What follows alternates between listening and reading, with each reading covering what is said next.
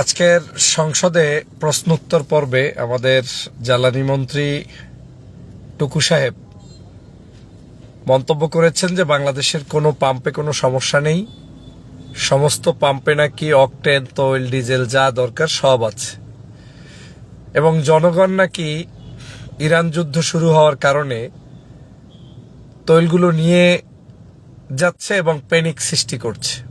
চরম মিথ্যাবাদী এবং মিথ্যাচার একটি রিপোর্ট তিনি জাতীয় সংসদে উপস্থাপন করে সংসদের পবিত্রতা নষ্ট করেছেন বলে আমি মনে করি। কারণ আজকে আমি ঢাকা থেকে বরিশালের অঞ্চলে এসেছি, নিজে সাক্ষী দিয়ে বলছি, একটা পাম্পেও আমি অকটেন পাইনি, কোনো পাম্পে নেই। যে সকল পাম্পে ঢোকার চেষ্টা করেছি, হাত তুলে জিজ্ঞেস করেছি, তারা হাত নাড়িয়ে নাই নাই নাই। থেমেছি, জিজ্ঞেস করেছি, অনেক রিকোয়েস্ট করেছি, নাই।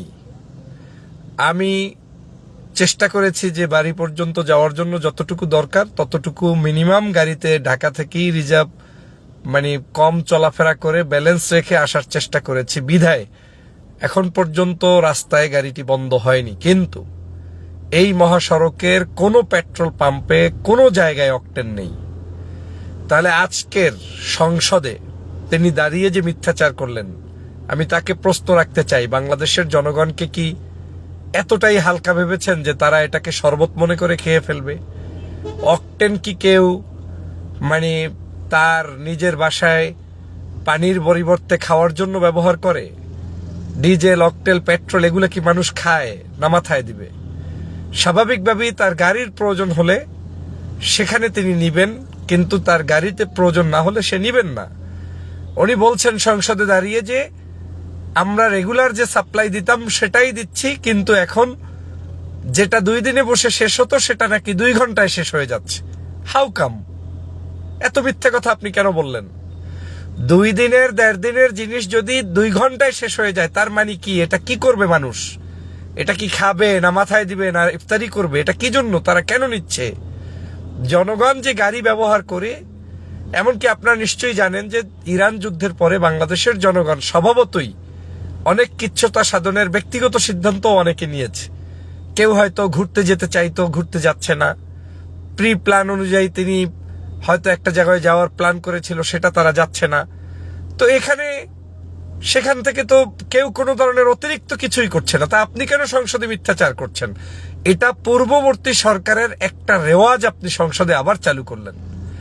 বাংলাদেশের জনগণ সরকারকে সহযোগিতা করতে চায়, যদি সেটা ভ্যালিড রিজন থাকে যে না পেট্রোল নেই, অকটেন নেই, বিশেষ করে অকটেনের ক্ষেত্রে আপনার নেই, আপনি আনতে পারছেন না, সাপ্লাই দিতে পারছেন না, জনগণকে বলবেন এই সমস্যার জন্য পারছেন না। কিন্তু আপনি স্থায়ীভাবে সমাধান না করতে পারলে, সেটা যদি অন্য কোনো রাষ্ট্র পারে, আপনি না পারেন, তখন তো আপনার উপরে জনগণ চড়াও হবে, এতে কোনো সন্দেহ নেই। কিন্তু এখনো ধৈর্য ধারণ করে আছে, তো সেখানে মিথ্যে কথা বলার দরকারটা কি? জনগণকে আপনি প্রসঙ্গক্রমে আপনি ভুলভাল বুঝিয়ে এদিক সেদিক নেওয়ার তো দরকার নেই। আপনাকে বলতে হবে যেটা সাপ্লাই দেওয়া দরকার সেটা সরকার পারছে না, এই কারণে পারছে না, নাকি আপনাদের কোনো দুর্নীতির কারণে পারছে না, সেটাকে গায়েব করতে চাচ্ছেন। আমি স্পষ্ট করে বলতে চাই, এই মিথ্যাচার সংসদে আজকে করেছেন। আমি আপনার এই বক্তব্য নিজে দেখেছি, বিধায় আজকের প্রতিবাদ করলাম। এ ধরনের মন্ত্রী যদি আজকের এই সংসদে বিভিন্ন সময় মিথ্যাচার করে, তাহলে এই দেশটা আবার চোরের রাজ্যের পরিণত হবে। বাংলাদেশের যেখানে যেখানে আজকের ফুয়েল সমস্যা, সেটা একটা জাতীয় সমস্যা, এটা নিয়ে আর্গুমেন্ট করার কিছু নেই। এই জাতীয় সমস্যাটা আপনাকে স্বীকৃতি দিয়ে সংসদের বিরোধী দল, সরকারি দল সবাইকে নিয়ে বসে সমাধান কিভাবে করা যায় সেই পথ আপনাকে বের করতে হবে।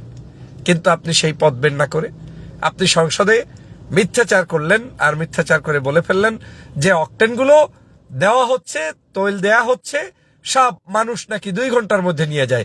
মানুষের উপরে ব্লেমিং এর যে রাজনীতি, এই অপরাজনীতি আপনাকে বন্ধ করতে হবে।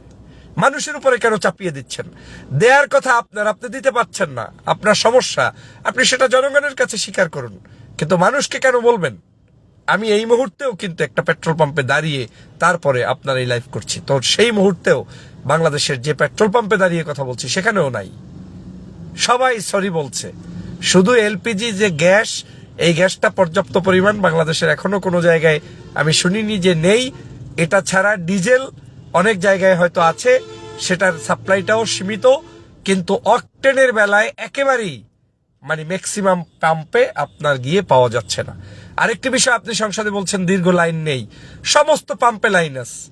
পেট্রোল পাম্পগুলোর যেখানেই যতটুকু ডিজেল টিজেল দিচ্ছে তাও মোটরসাইকেল গাড়ি লাইন দিয়ে মানে একটা সময়ের জন্য দিচ্ছে, এরপরে শেষ হয়ে যাচ্ছে, মানুষ কি করবে, তাড়াতাড়ি গিয়ে ওখানে দাঁড়িয়ে যাচ্ছে। তো আমি সে কারণে বলছি যে মিথ্যাচারের প্রয়োজন নেই। আপনার এই মিথ্যাবাদিতা পূর্ববর্তী সরকারের একটি নতুন এক্সাম্পল হিসাবে এই ভালো একটি সংসদে আপনি উপস্থাপন করে সংসদটাকে অপবিত্র করেছেন, তার তীব্র নিন্দা জানাই।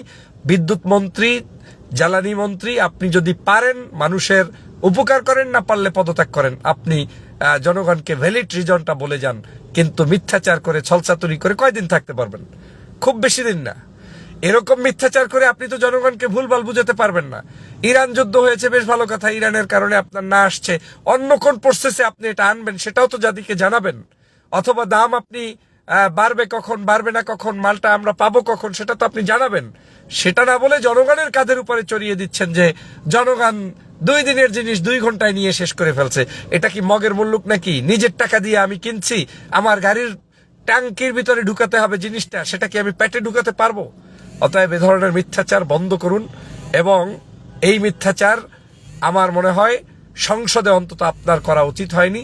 বরং আপনি প্রকৃত সমস্যাটি প্রধানমন্ত্রীর সাথে সমাধান করে, কথা বলে, বিরোধী দলের নেতার সাথে বসে আলাপ করে তারপরে সমাধান করুন। সবাইকে ধন্যবাদ।